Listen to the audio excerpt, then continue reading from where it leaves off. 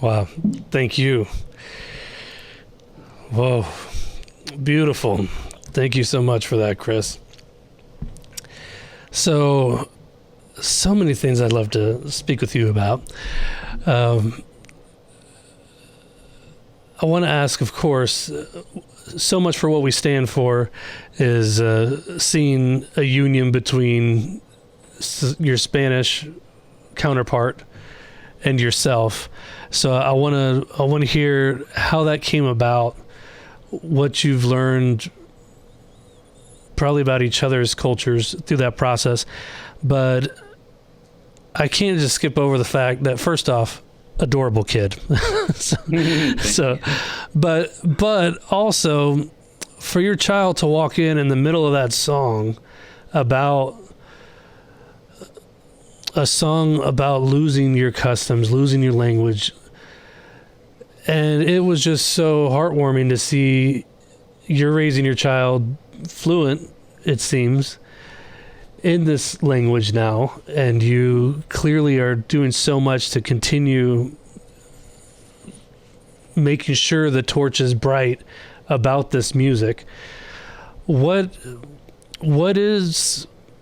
do you see your role in this very deep, very complicated, very, I don't know a better word, just sad that history goes this way, that your people have to sing a farewell song and lament fighting against erasure.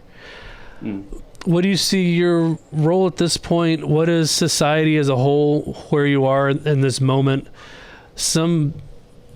How did you come to be so deeply immersed in this culture, in your own culture, and able to share it with us? Cool. Thank you, John. Yeah, that was my daughter, Poesia. Sia, we call her. First of all, I need to say that anywhere where I am with our language is because of the mahi, the work that was done by those who came before me. You know, despite the massive systemic structures that were supporting the destruction of our language and our culture, our people held on to those things for hundreds of years. In the 70s, our culture experienced a revival of te reo Māori, a political awakening, and it is the work that those people have done that I am continuing today. It is an honour. In Māori, there's a phrase, ihu hupe, which means snotty nose, and it's a way to refer to yourself in a kind of self-deprecating way, to say that I'm just a novice, you know, I'm just a snotty-nosed little kid. And it's true in this world, you know. I have so much more to learn about our beautiful Taonga Pūoro, about our beautiful reo Māori. The extent that I can speak it is I've still got a long way before me, you know.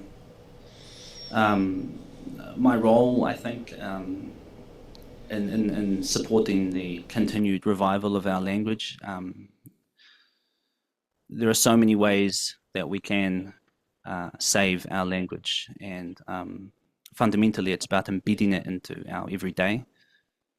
Perhaps the unique perspective that I can provide in this world is being able to introduce te reo Māori into contexts that are perhaps novel for te reo Māori.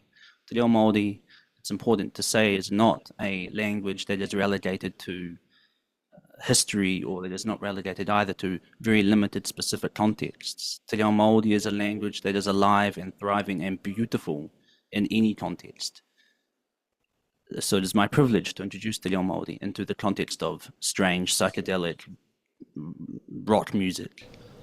I have another project where I do it in dance music, te reo Māori dance music, a project called Drone Eater. You can check it out. And even there, I'm standing on the shoulders of giants, those who are paving the path before me now. Te reo Māori dance music's witnessing a bit of a renaissance at the moment. So that's what I'd say, being my perspective on my role. As for how Alvaro and I came together in this combination of our cultures, the Spanish and te reo Māori cultures here, Alvaro and I are both teachers at an intermediate school, a middle school, perhaps you call it over in the States, here in Whakatū in Nelson. We met there and soon realised that we both have young children. I have 2 daughters and Alvaro has 2 boys. And we started showing each other lullabies that we'd written for our children in our respective languages. And one day, Alvaro, who was already a prominent name in the local music scene here in Nelson, he took me along to the open mic night at one of the venues, Red Such Thing. And we started experimenting with these songs of ours, these lullabies. We started throwing them out to the audience and stripping them down, pulling them out, making them weird, playing drone music on top of them, playing trippy African drumming on whatever, you know. And Suena Oro, our project, was born out of that. As I said earlier, we were lucky enough to have Ari and Chris Houlihan jump on board to pad out our retinue. There is a lot of learning between us in our cultures, between Alvaro and I. I think that's an interesting thing that we can bring. Is there's not very much Te Reo Māori Spanish fusion stuff in the world, and the polymerization of these 2 things is interesting. Whether it might be importing Spanish rhythms into that song I played, Te Ao Huri Huri, about farewelling our language. We're experimenting at the moment with pulling that into a flamenco song, because it's got the same rhythms and similar chord structures to those things. It might be otherwise. The drone music that I'm very interested in is, you know, perhaps people are familiar with it in Arabic or Middle Eastern contexts, you know, the idea of holding a note and doing some beautiful running along on top of it with interesting scales.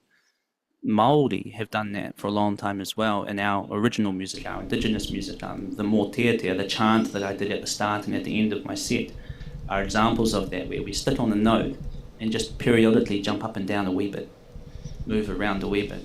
And so Alvaro and I are very excited by exploring the concept of drone as it may pertain to our music, this Spanish Te Reo Māori hybrid baby thing. Thank you. Wow. When you 2 meet together and you're both coming with your musical ideas from your respective cultures, how often is it that you share something? Well, we've been doing this over drones for this long, as an example. You come with something, say, I'd like to bring this in. This is what my people have been doing. And then he says, well, actually in Spain, we've been doing something very similar, or something like this. You know, how often do you run into those things that are shared across both cultures? And then how often too do you run into something and say, oh, we don't do anything like that. That's totally different for us. Yeah, nice. I'd say things that we've found that are interesting nuggets like that. We've recently commissioned a local Māori artist to do our band logo.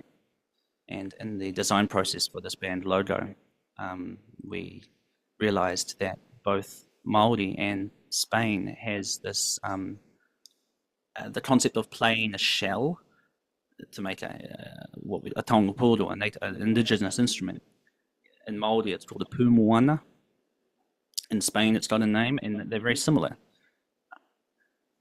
Again, in this process of looking at our logos, we realized that, because we were submitting reference points to the person we're getting to do the logo, we noticed that fundamentally the whare, the houses that our people, Māori people, used to live in, looked like this: thatch roof, you know, short, low to the ground, stout houses, and very similar to the types of structures that Alvaro's people grew up in. In the farming context, Alvaro's from Murcia in Spain, agricultural farming type context, so perhaps somehow that, you know, gave birth to the similarities in the housing structures we live in. I don't know. Yeah. I think it just says so much about just humanity. Like there's so much that is just shared, and that it takes for people to come from those different cultures to see and realize how much is the same. Because it's not that, well, there was so much that was similar about Spanish culture. I thought this would fit great with my culture. It was you two knew each other, became friends, started sharing things, and from that friendship began to learn about each other's culture, and then you find those similarities tied in. Music is the vehicle for uh, deepening the relationships between us. And we're lucky here in Whakatū and Nelson and in New Zealand, we've done little tours across the place to have really audiences who are really excited, really warm, passionate audiences who are really excited by our music. And I think the space that Suena Oro provides is a space for people to contemplate these things, contemplate the connections. One of the songs, a single actually on our EP, which people can find on Bandcamp, it's called Gente Colores. It's a reggae song. We decided our first EP will be reggae tunes because they're fat on the dance floor. People love them. And Gente Colores is a song that talks about the people, the colors, the diversity that we see in our audiences, the richness that is born of that diversity, It's a privilege to be playing for people here in Whakatū and across Aotearoa who are curious, excited, we try and feature political, humanist lyrics, and people in the audiences like that stuff, so it's a privilege to be playing to them. Yeah, I know our audience right now, if y'all aren't already Googling Gente Colores by Suena Oro, then you're missing out, because that's right down your alley. I mean, you are our people, Chris. This is so great to know you, and I love that y'all met over one of the most shared universal aspects of being a human through lullabies. They say you can recognize lullabies from almost any culture. That and love songs. These are two which are tied together in many ways that links us. It just shows how we all have those same emotions and we're just more alike than we are different. I am interested though, is there anything that you've come across that's been such a different way of thinking about things, either musically or culturally, just from working with Alvaro at all? Well, one of the really curious parts of Mauri philosophy, it's actually Austronesian philosophy, it's across the Pacific. And this came up in our song Te Ahuhuri when I performed about lamenting the loss of our language, is that from a Maori perspective, the past is in front of you. So from a Maori perspective, you are standing with your back to the future, and the past is what you're looking at. And so that is a fundamental different perspective from how Western perspective sees time. Time from a Western perspective is in front of you, the future is in front of you, whereas from a Māori perspective, your back is to the future because we are learning from the past. The phrase in Māori is that you walk backwards into the future. If you don't mind, I just wanted to take a few moments just to introduce some of these Taonga Pūoro. That'd be fantastic. This one here is called a pū moto moto. All three of the Taonga Pūoro I performed today were carved by a local carver called Brian Flintoff, a good friend, and someone who was fundamental in the 70s at the rebirth of these instruments. Wow. This is a pū moto moto, and the kind of philosophical reason for this instrument is that it's played for babies in the womb, and babies when they're just born play to their fontanelles before they close or before they hardened. The concept being that this supports the transmission of sacred knowledge, whakapapa, our ancestry, our stories. So alongside this, you do chanting. This instrument here is called a pūtorino. Pūtorino is a flute. Like all three of the ones I played today are flutes. The kind of story behind this is that this is the embodiment of the goddess of music from a Māori perspective called Hine Rau Katauri. In our stories, Hine Rau Katauri climbed into a a moth shell, a moth cocoon, and that's what this shape is the shape of a moth's cocoon called the case moth, and she climbed into there. And the song that you hear is her wailing, her calling for her lovers. Thirdly, I played a ko wowo, which is a shorter flute. This ko wowo, Brian Flintoff has carved faces on both sides as a reference to the air that we breathe in, the life that we give it.